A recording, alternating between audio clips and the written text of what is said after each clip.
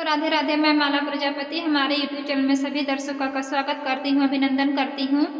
आज मैं एक बहुत ही प्यारा चुटकुला कहार और नाच गीत लेकर आई हूँ। अगर आप सभी को अच्छा लगे तो प्लीज़ लाइक करना, कमेंट करना और मेरे चैनल को सब्सक्राइब करना।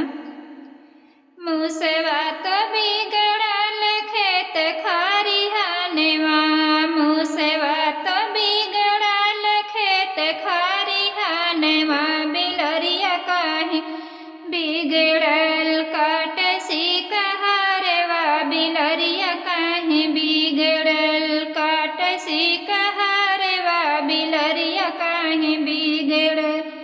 मुसवा तो बिगड़ल खेत खरिहानवा, मुसवा तो बिगड़ल खेत खरिहानवा, बिलरिया काहे बिगड़ल काट सिकहरवा, बिलरिया काहे बिगड़ल काट सिकहरवा, बिलरिया काहे बिगड़ल।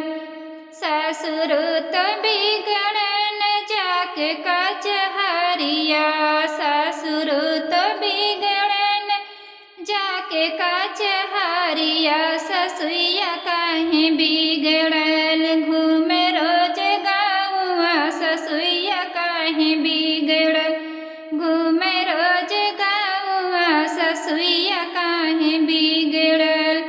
मुसवा तो बिगड़ल खेत खरिहानवा, मुसवा तो बिगड़ल खेत खरिहानवा, बिलरिया काहे बिगड़ल काट सिकहरवा, बिलरिया काहे बिगड़ल काट सिकहरवा, बिलरिया काहे बिगड़ल।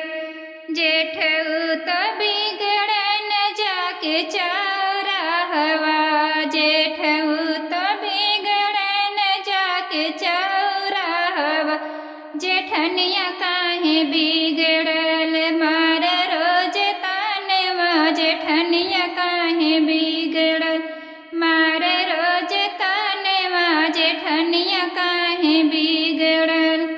मुसवा तो बिगड़ल खेत खरिहानवा, मुसवा तो बिगड़ल खेत खरिहानवा, बिलरिया काहे बिगड़ल काट सिकहरवा, बिलरिया काहे बिगड़ल काट सिकहरवा, बिलरिया काहे बिगड़ल।